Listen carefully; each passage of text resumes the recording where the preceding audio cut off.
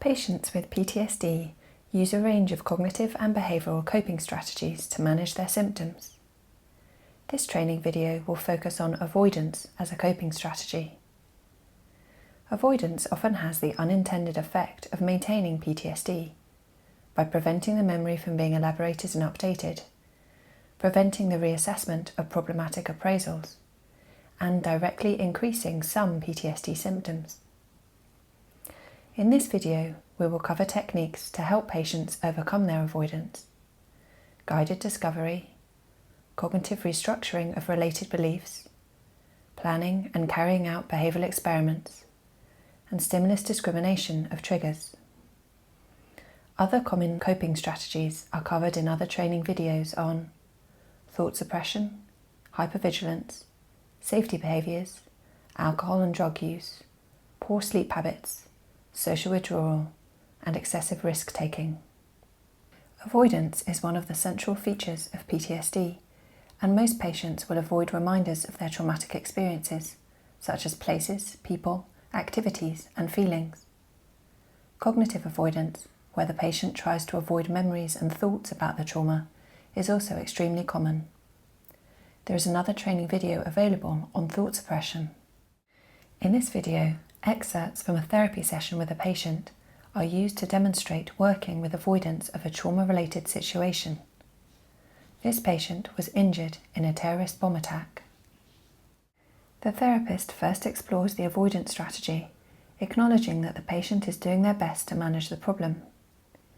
They use guided discovery to discuss the costs and benefits of avoidance, its unintended consequences, and to identify relevant appraisals.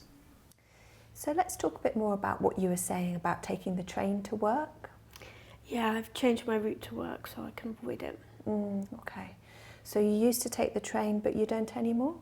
Well, actually, I used to take the tube, but that's even worse than the train. Okay. So I take the bus now, but it does take much longer. I see, okay. What is it about taking the tube or the train that bothers you? I think it's feeling trapped. If the tube stops in a tunnel or something, I start to feel quite panicky. Okay. Is there anything in particular that you're scared could happen? I'm scared there'll be a terrorist attack again, I think. Okay, all right. Well, that sounds like a very scary thought, and it makes sense to me why you'd be avoiding the tube or the train if it feels like there's going to be a terrorist attack and you'll be trapped. What would be the worst thing about that for you? It would be just like the trauma, so like I couldn't move and I'd be trapped. I couldn't cope if that happened again. I was lucky last time, but if it happened again, I might be killed. I see, okay. And does taking the bus cause you any problems? Not really, it just takes me longer to get to work. I can't go to my mum's house because the bus doesn't go there, so I haven't been there in a while. Okay, I can see, okay. So it sounds like it's more time consuming and it also restricts where you can go, not being able to take the tube or the train. Yeah. Avoidance is linked to idiosyncratic appraisals about threat. Besides discussing that trauma memories contribute to the patient's perception of risk, as shown in another video, cognitive restructuring of the appraisal may be needed to loosen the belief, before planning a behavioural experiment to test dropping the avoidance strategy. There are other training videos available on cognitive techniques, such as Socratic questioning, examining evidence, and using surveys. One useful technique can be to work out the probability of the feared event occurring. So it makes a lot of sense that you've been avoiding the tubes or the train if it feels very likely that there's going to be another terrorist attack. How likely do you think it is that that would happen? Well, there have been quite a lot recently, so I think it's quite high. Out of 100? Probably 80. Okay, all right. So after we talked about it last week, I thought it might be useful to get some actual facts and figures as to how dangerous it was. So I've printed off this list of all of the terrorist attacks that I found online. So these are all the attacks where someone's died on the tube in London. How many do you think there have been? Quite a lot. Yeah, well actually there's been 4. So there was one back in 1897 where one person died. And then there were some IRA bombs in the 1970s, and 3 people died in those attacks. And then, of course, there was the big one in 2005, which killed 52 people. And there have been other attacks where people were hurt, but those are the only ones where people died. That's a lot less than I thought, actually. Yeah, right. So I thought with a bit of maths, we could probably work out how likely it is that someone's killed in an attack on the tube. Okay. Do you want to do it since records began or just more recent years? Well, I think things are more dangerous nowadays, so probably recently. Yeah, okay. Well, maybe we should do it since 2005 then, because that's when the terror threat increased, I think. Okay. Okay. Have you got a calculator? On my phone. Okay. So let's try and work it out per day. So if we do it since 2005, that's been 13 years. So what's 13 times 365? That's 4,745. 745. Okay. And in that time, 52 people have died. Yeah. So what's 52 divided by 4,745? 0.0109. 9. Okay, all right. So that's the number of people that have died every day since 2005. Okay. How many people do you think use the London Underground every day? I don't know, loads. Yeah, it is lots. It's actually about 4.8 million. Okay. So the chances for each person using the Underground every day is actually more like 0.0109 divided by 4.8 million. So do you want to work out what that is?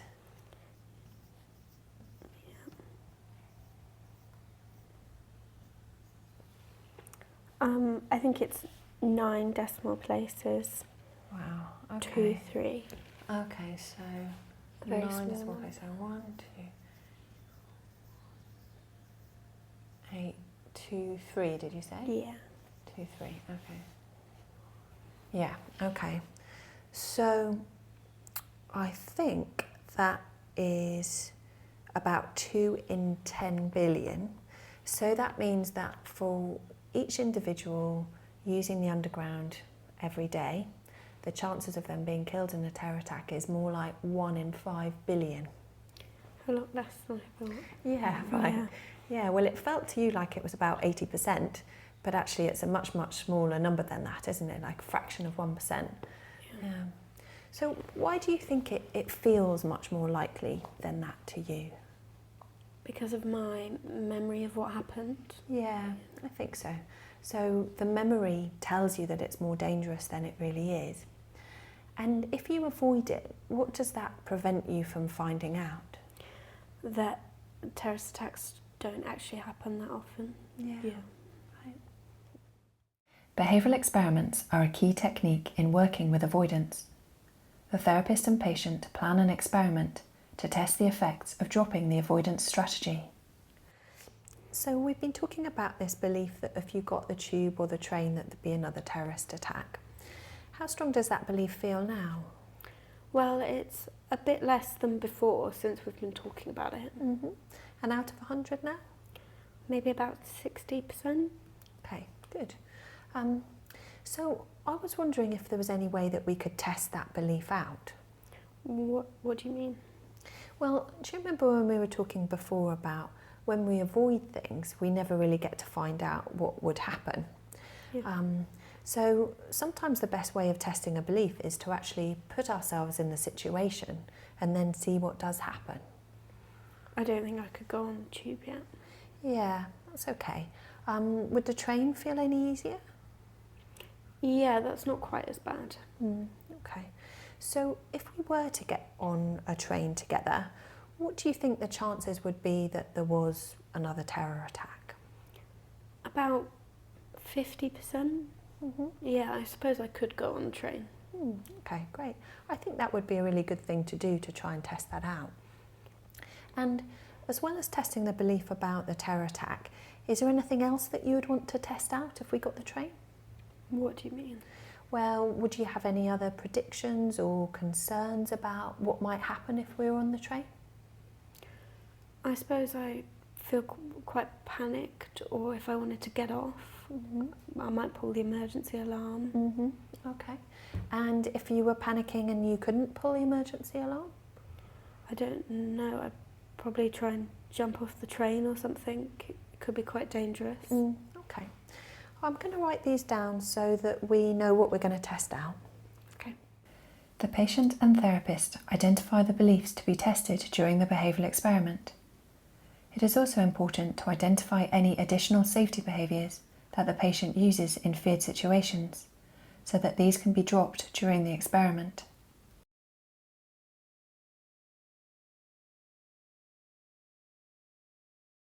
Where possible, the therapist accompanies the patient on the behavioural experiment.